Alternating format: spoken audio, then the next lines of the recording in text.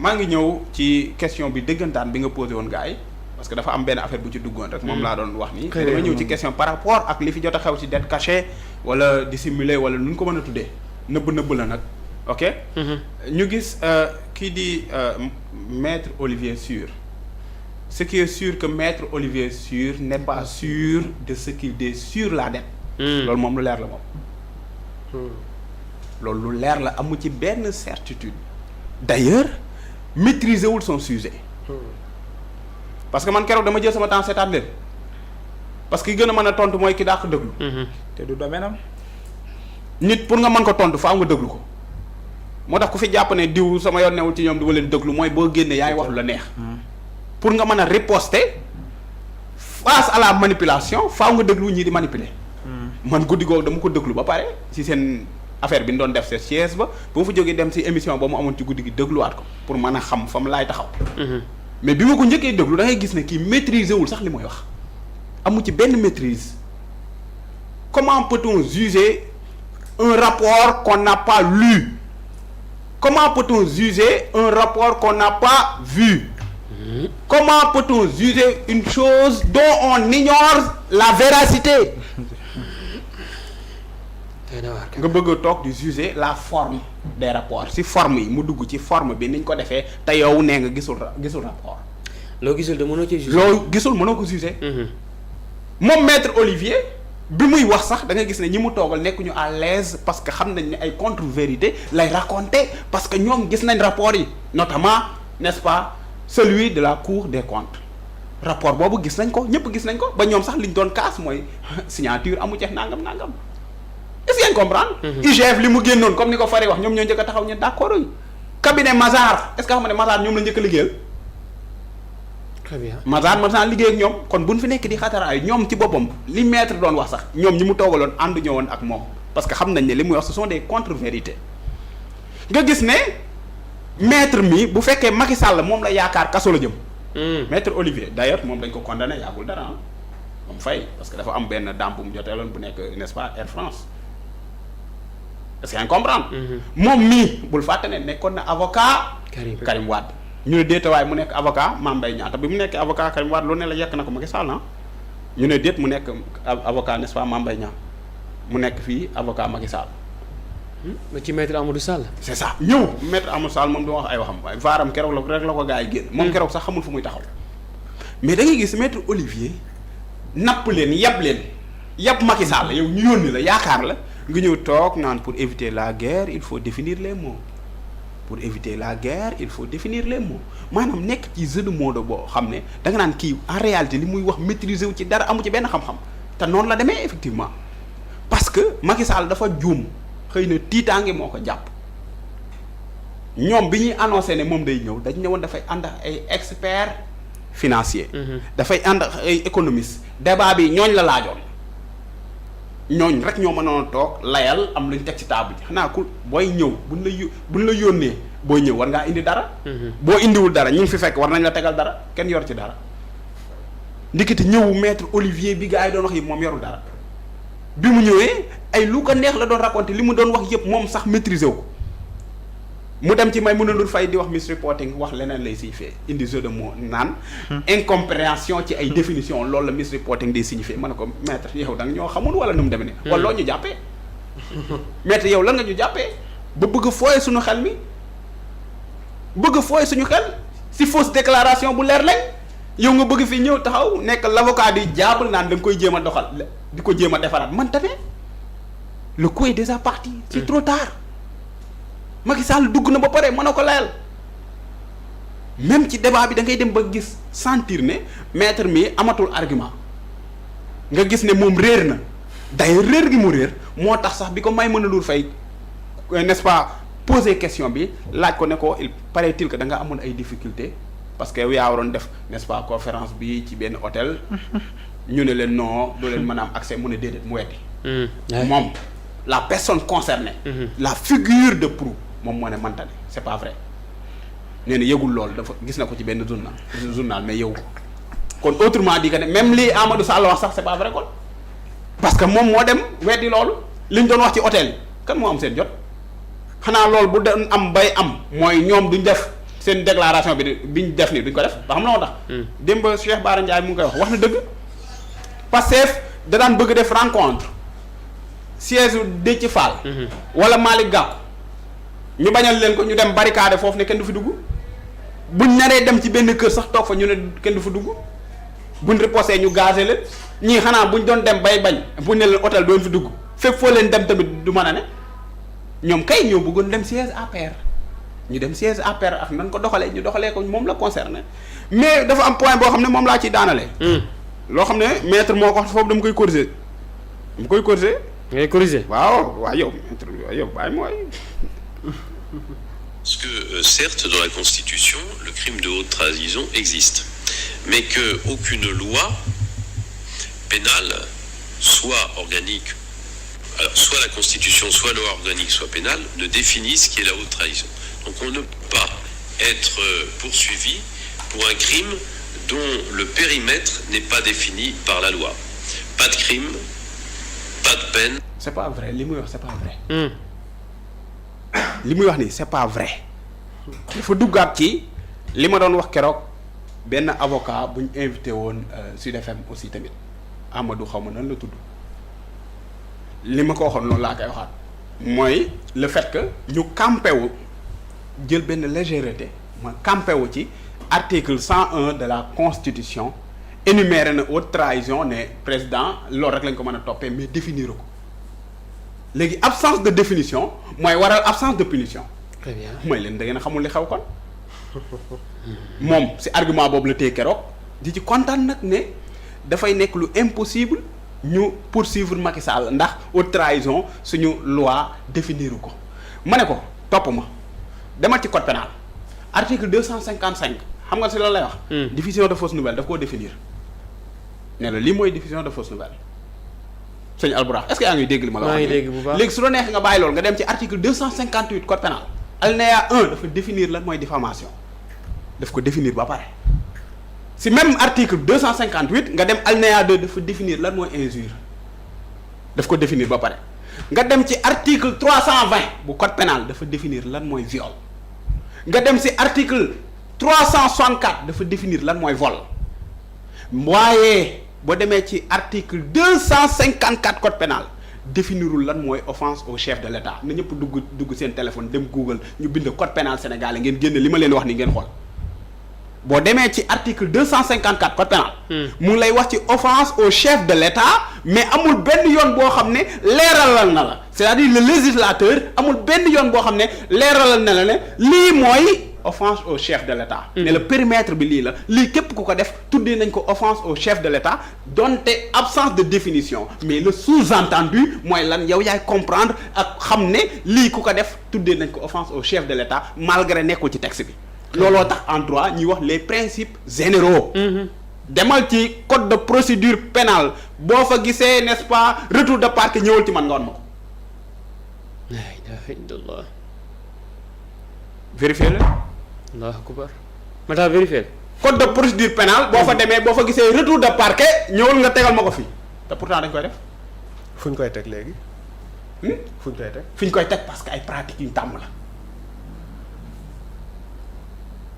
très bien. c'est loolu. le doute profite aux.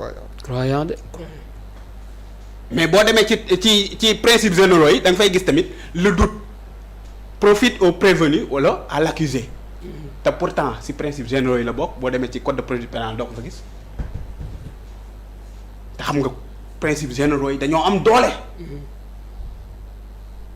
loolu xam nga la lay signifier du loo gisul si texte rek amul xam nga nee naa la tey jii boo demee ci article 254 code pénal bii wax ci offense au chef de l'État ñu la képp koo xam ne da nga offensé un chef d'État rawatina ñun le nôtre jàppal ne yoon da lay daan 6 mois ba 2 ans d'emprisonnement.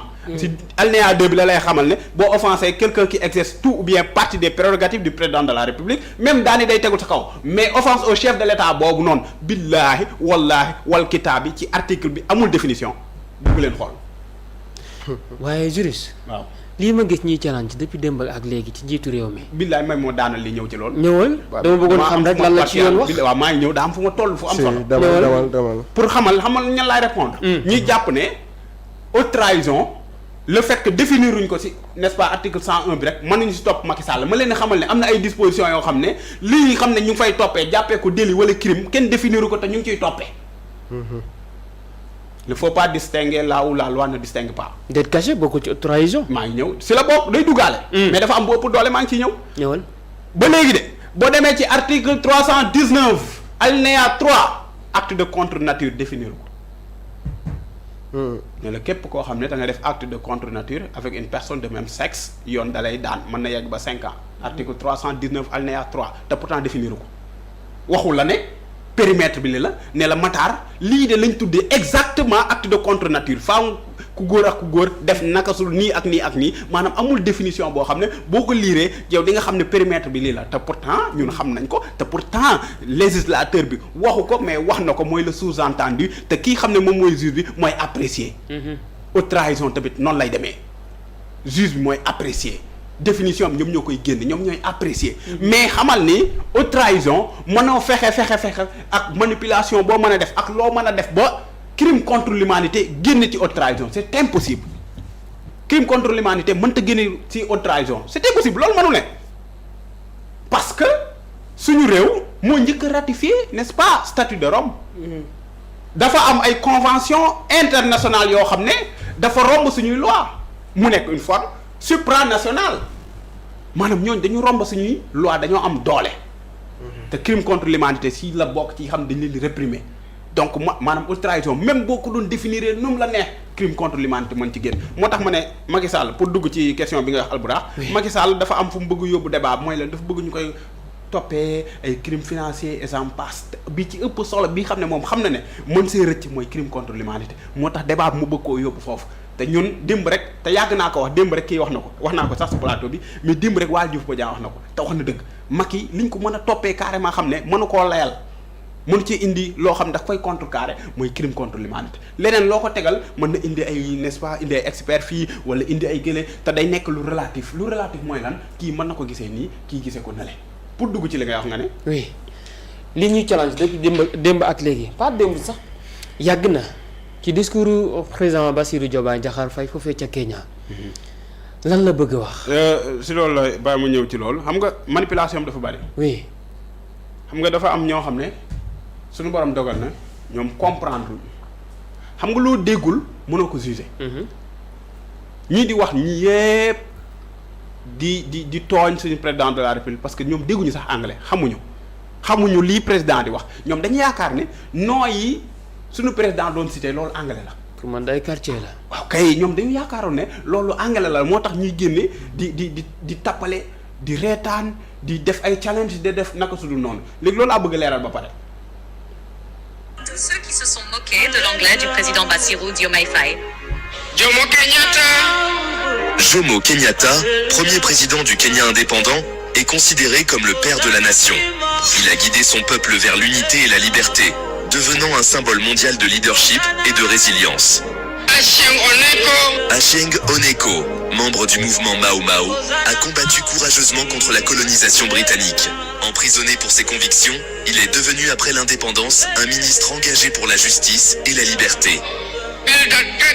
Bildad Kagia, militant infatigable, a défendu les droits des paysans et des travailleurs africains. Son engagement pour la justice sociale en fait une figure incontournable de l'indépendance kenyane. dama lay xamal rek. oui. parce que liste bi des na mais pour nga am aperçu pour xam ne lii président doon wax ba ñoom ñuy reetaan loolu ay tur la ay nit la ay héros ay ñoo xam ne ñoo nekkoon jàmbaaru Kenya. colon bi nootoon leen ñu dund oppression te ñoom ñoo libérer seen peuple ñun suñu président di leen rendre hommage léegi yow mi xamul yow mi déggul te nga nekk kuluna nga ne waaw anglais yi mu wax ne mosuma koo dégg génne di mbalak def ay challenge def naka sudul noonu te alors que yow tu n'as rien compris alors que yow mi xam ne sax ñi ngay àndal yóbbaale nga ñëpp ba képp ay vidéo bi man ay reetaan dama doon jàpp parce que da ngay gis ñëpp di ko challenge mais aussi nga gis ay nit ñoo xam ne dañ naan seen président moom déggul anglais daa war a noppi nangam alors que ñoom ñoo déggul ñoom ñoo comprendre ay complexe lañ ñoom ñëpp ay complexe lañ segam ñi xam ne ñoom dañoo nàmp langue bi sax ñoom dañuy commettre erreur ci langue bi ñi ko nàmp ak ñi ko jege te nàmpuñu ko keroog fii laa toog samedi passé ne leen directrice bu FMI. dane hidden debt dane debt hidden te hidden debt la waroon a wax loolay anglais normal. ne la offrir yi ni mu ko prononcé baaxul te pourtant ñoom jege nañ ko même bu ñu ko nàmpul tamit jege nañ ko. parce que ñun dañoo complexe loolay suñu problème mais même ñun français bi ñuy wax nii même ñoom ñii kulunaay ñoom ñoo dàq commettre des erreurs.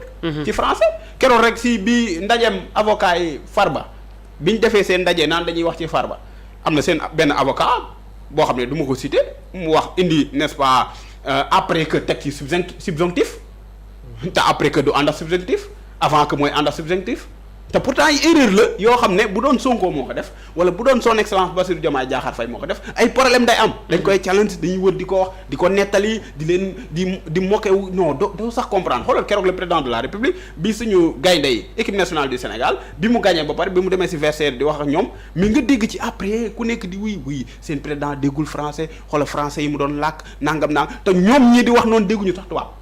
très bien ñoom ñi doon exprimer wu dégguñu français parce que ñoom ñëpp chaque jour ma dégg leen ci plateau yi ñuy wax loo xam ne amul keroog rek tubaab bi maître Olivier bi mu jàkkaarloo Maïmouna Ndour Faye dafa commettre ay erreurs yu bari en français loo xam ne man mii relevé naa ko gis naa ko parce que bu demee ba naan monter en haut. xam ne pléonasme la. moom moo ko wax. monter moom ci kaw rek. moo ko wax. très bien moo ko wax ba pare Maïmouna Ndour Faye utiliser cette expression mu ne être au même pied d'égalité Maïmouna Ndour Faye moo ko wax te en bon français duñu wax être au même pied d'égalité parce que pléonasme on dit être au même pied wala être au pied d'égalité. être au même pied kay égalité mu ngi ci biir ba pare. au pied sax moo gën a. c'est ça pourtant wax nañ ko est-ce que ngeen comprendre. oui keroog rek maa ngi dégg kenn ci ñoom muy wax maanaam erreur yoo xam ne da nga naan non lii warul mën a nekk. genre doo ci bàyyi xel sax. s'avérer vrai. s'avérer vrai. s'avère que. bu s'avérer kay c'est vrai. il s'avère que. bu s'avérer c'est vrai. wala relever vrai. révéler vrai wala révéler faux. révéler vrai se révéler vrai wala se révéler faux mais s'avérer moom foo ko dégg c'est déjà vrai jaratul ko ci dolli vrai te pourtant ñoom ñoo koy wax man maa ngi leen di dégg ñoom ñëpp ñu koy wax. am na loo xam ne ñoom ñu ngi koy wax chaque jour et nuit ngeen leen di dégg yaakaar ne sax lii baax na te baaxul compétir n'existe pas en français en bon français on ne dit pas compétir on dit compétitionner